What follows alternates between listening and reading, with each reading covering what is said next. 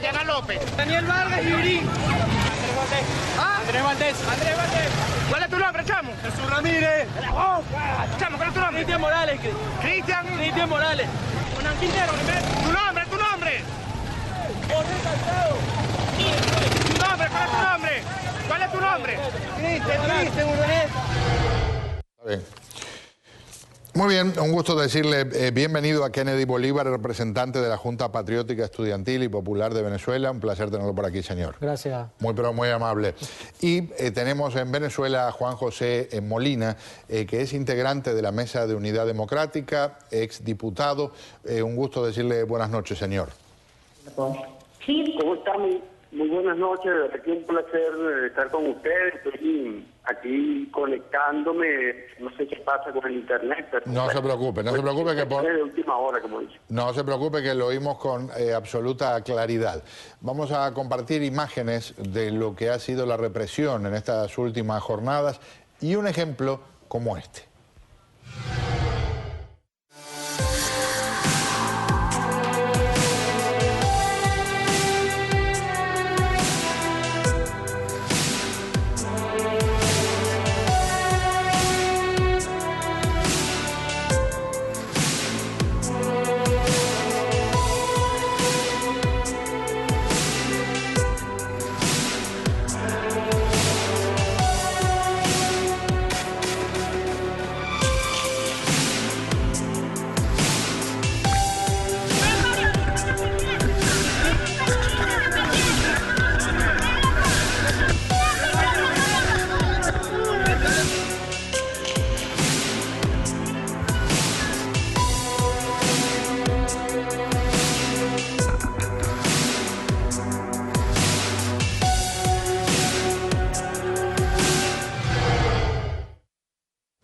Les contamos que había casi 80 estudiantes que fueron arrestados en las últimas horas, lo reportamos ayer. Alfredo Romero es presidente del Foro Penal y habla precisamente sobre esto. Se detiene no solo aquel que manifiesta, sino inclusive aquel que se encuentra a los alrededores del lugar donde se realizan las manifestaciones, y ya esto es algo que venimos pues experimentando desde hace 3 meses. Nuestra experiencia nos dice que estas decisiones se toman y se saben finalmente ya a la medianoche. Esperemos que no sigan pues con este esquema, porque al final es casi que un trato cruel a los abogados y a los detenidos, dejarlos y a la familia. Vamos a poner en perspectiva con números muy específicos lo que significa la escalada de la represión en Venezuela. Y hay unos datos que son provistos por la organización Provea, una organización que vigila el cumplimiento de los derechos humanos, que vamos a compartir con ustedes en un par de minutos. Y esos datos hablan de que, por ejemplo, en estos últimos meses se han registrado más detenciones que en 10 años sumados, para que tengan un punto de referencia. Por cierto, y mucha gente se lo preguntará, pero debe ser una responsabilidad adicional para usted con el nombre que tiene, lo que significa la batalla por la democracia, ¿verdad? Sí. Bueno, me crié en un hogar democrático, con una familia democrática, y mi papá es criado y formado en la democracia cristiana universitaria, la democracia la socialdemocracia, el socialcristianismo. Bueno, primero que nada, gracias por la invitación. Un gusto. Estamos agradecidos de muchos medios de comunicación que en el exterior nos han brindado ese apoyo a los estudiantes, a la juventud y sobre todo a ese pueblo aguerrido que hoy se mantiene en las calles. Esta es la Venezuela, la que acaba de mostrar. Una Venezuela con represión, una Venezuela con escasez, una Venezuela que los fines de semana es un charco de sangre, donde jóvenes entre 16 y 25 años pierden su vida, la Venezuela que hoy encarcela estudiantes, que hoy encarcela alcaldes, que hoy encarcelan líderes políticos y que además de eso no se cansa de reprimir ahora de manera masiva, encarcela a estos estudiantes que lo único que están pidiendo es justicia, libertad y democracia. Mientras el diálogo se ha paralizado, la Mesa de Unidad Democrática dijo que no quería sentarse mientras no haya una reunión con cancilleres que postergaron su visita a Venezuela. Ahora se va a registrar el domingo. Señor Molina, ¿qué me dice usted en términos de la situación del diálogo? ¿Está herido de gravedad? ¿Está herido de muerte? ¿O ve que hay un futuro saludable? No, bueno, el tema del diálogo, obviamente estamos confrontando un problema porque el constante ataque de lo que ha sido objeto las propuestas del diálogo, pues nos obligan a nosotros a asumir una posición un poco más dura frente a lo que es pues esta intención que tenemos de llenar el camino a la paz entre los venezolanos. Obviamente, nosotros el día 10 de abril fuimos a una reunión con el gobierno para llevar unos puntos que eran para nosotros importantísimos que se resolvieran. Pero el constante ataque en todo este mes que ha transcurrido, poco más de un pues nos ha permitido que nos logremos avanzar, y quienes están atacando el propio diálogo, no solamente algunos sectores de la oposición, sino insistentemente voceros del oficialismo opuestos al tema del diálogo. Y esto es lo que ha de alguna manera retrasado las posibles resultas o los resultados que hemos estado esperando en los últimos días para, por ejemplo, el caso de los presos políticos, emblemáticamente el caso de Iván Simonovic, el caso de Leopoldo López, el caso de otros tantos presos políticos, los alcaldes de Carano, Daniel Ceballos, el caso del propio general Baduel, los policías que están involucrados de manera malsana en el procedimiento judicial que los tiene presos desde hace ya algunos años, y todo esto pues nos ha obligado a nosotros a asumir un tema el tema del diálogo como un instrumento importantísimo. Nosotros creemos que el diálogo y la calle se complementan, pero la calle con mucha gente, con mucha presencia de gente y no con violencia, que es lo que nosotros creemos. Claro.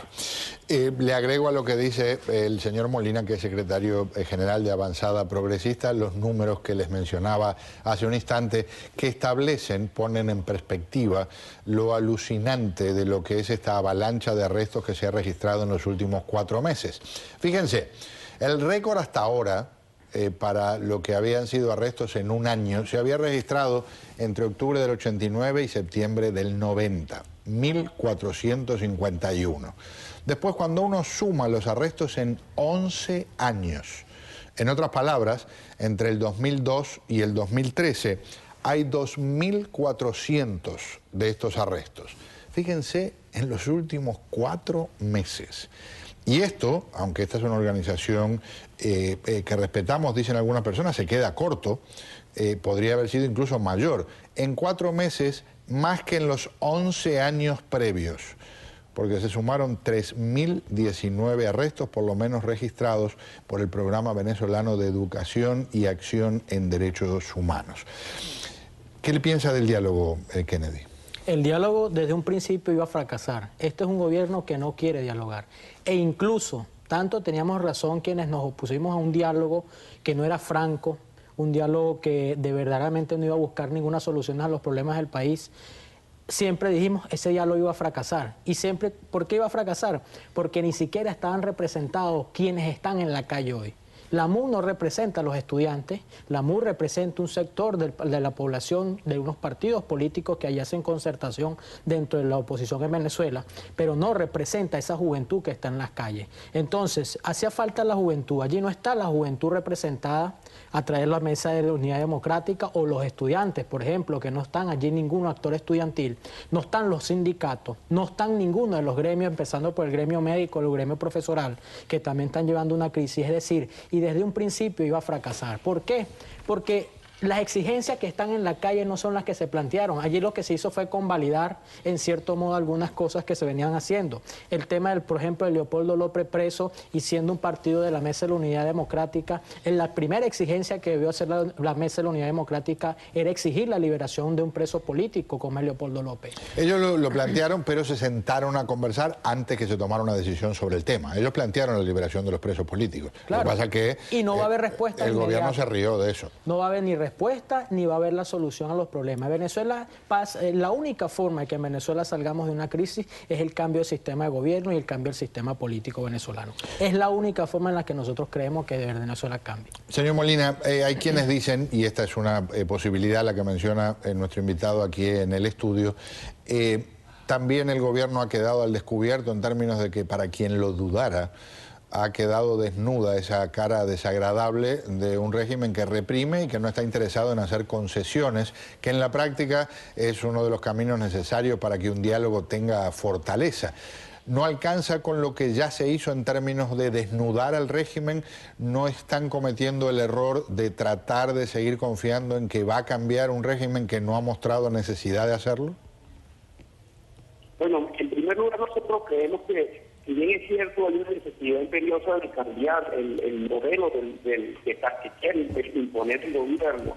El fenómeno es cierto que el camino que tenemos que buscar siempre será el camino democrático. Nosotros no vamos a nunca declinar a favor de la democracia, a los instrumentos y a los caminos que ella señala la Constitución, y sobre todo la paz y el entendimiento que tiene que haber entre los venezolanos para poder llegar a una salida o a un feliz término. Nosotros no creemos en salidas distintas a las que están establecidas en la Constitución, y eso no es obstáculo para que nosotros critiquemos las medidas que ha asumido el gobierno en los últimos días respecto a la inmensa represión que ha hecho en contra de ciudadanos, de estudiantes, de jóvenes que han visto violados no solamente sus derechos y sus derechos humanos y sus valores constitucionales que están claramente establecidos, sino que el gobierno pues ha querido utilizar esos atropellos, esa violación, esa constante represión contra los estudiantes para tapar lo que es el gran problema económico que hay en Venezuela,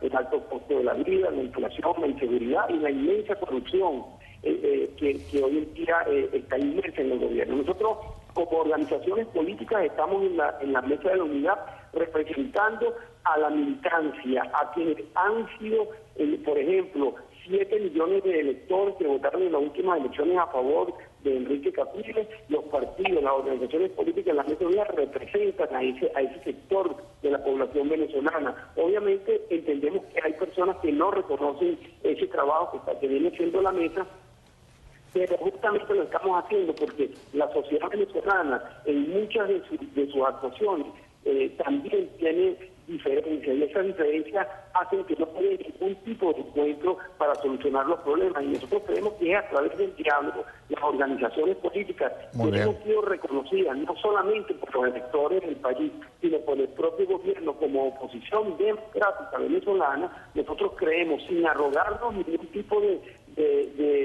poder o de representación, somos voceros de los venezolanos en esa mesa de unidad, en donde las organizaciones políticas están sindicatos, están asociaciones civiles, están ONG, están representados todo el universo democrático venezolano. Ahora, que hay personas que exigen que nosotros tengamos posturas o posiciones más fuertes. Bueno, nosotros tenemos las posiciones democráticas que nos obliga no solamente la Constitución, sino también el conflicto que hoy en día estamos viviendo, y que solamente lo vamos a solucionar con un diálogo. Nosotros sí creemos en el diálogo como un instrumento de salida, nosotros creemos en el diálogo como un instrumento para alcanzar la paz, y no estamos de acuerdo con quienes utilizan la violencia de uno u otro lado para desfavorecer o menospreciar lo que han venido haciendo las organizaciones políticas en pro de allanar el camino a la paz de los venezolanos y buscar una salida democrática de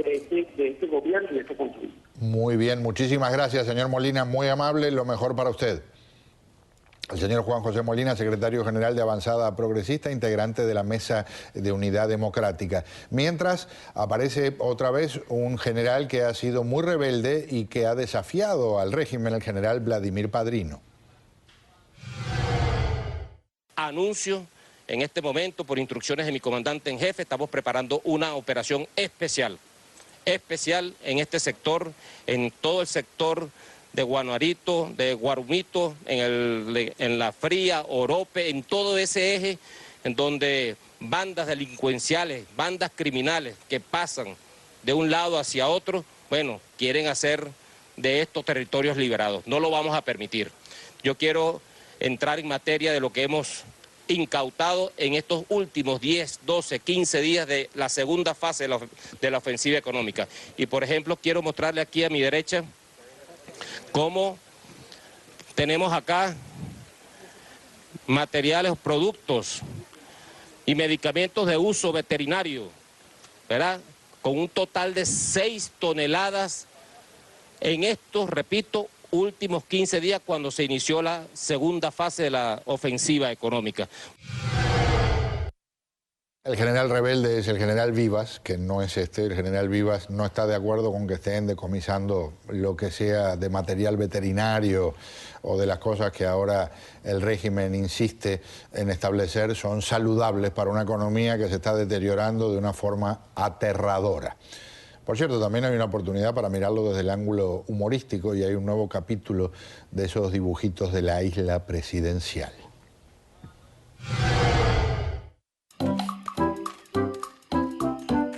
Por fin conseguí el árbol perfecto para hacer la estatua. Para hacer una estatua suya se necesitan como 8 árboles. Yo no estoy gordo, retengo líquidos. Y no se dice estatua, se dice estatua. No estatua, o es estatua. Le informo que este árbol está fuera del mercado. Es sagrado. Pachamama nuestra, danos hoy nuestra coca de cada día. Y tú, todo que lo puedes, bendice a la Inca Cola, a la tigresa. No, esa es del Perú. Pero no importa, es lo mismo. Y líbranos del mar. Amén. Indígena pagano, os lo he dicho antes. Dejad de adorar a ese árbol. Abrazad al catolicismo como vuestra única religión. Déjenme en paz. ¿No han escuchado de algo llamado libertad de culto? No. Yo tampoco. Tienes que ser católico para ganar más votos en las elecciones, Evo. Por eso todos decimos que somos católicos, ¿verdad? Aunque adoremos en secreto a Saibaba. Esa foto es un montaje. ¿Quién es ese impostor? Yo soy más fuertecito. Ave María Maradona. Qué lindos, qué bonitos cantos anglosajones. He recibido la papa señal. ¿A quién debo convertir en católico con mi increíble carisma? Debe convertir al pecador de allá. No me deja hacer mi estatua con su árbol sagrado. ¿Pecador? Mi árbol no me juzga. Solo me da amor a mí y a todos los animalitos.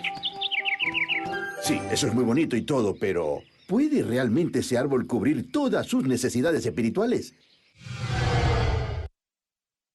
Bueno, en honor a la verdad, tienen mejores los autores de la isla presidencial, ¿eh? Estaba un poquito flojito este, pero bueno, es una manera de encararlo por el lado del humor también. Señor, un gusto tenerlo aquí.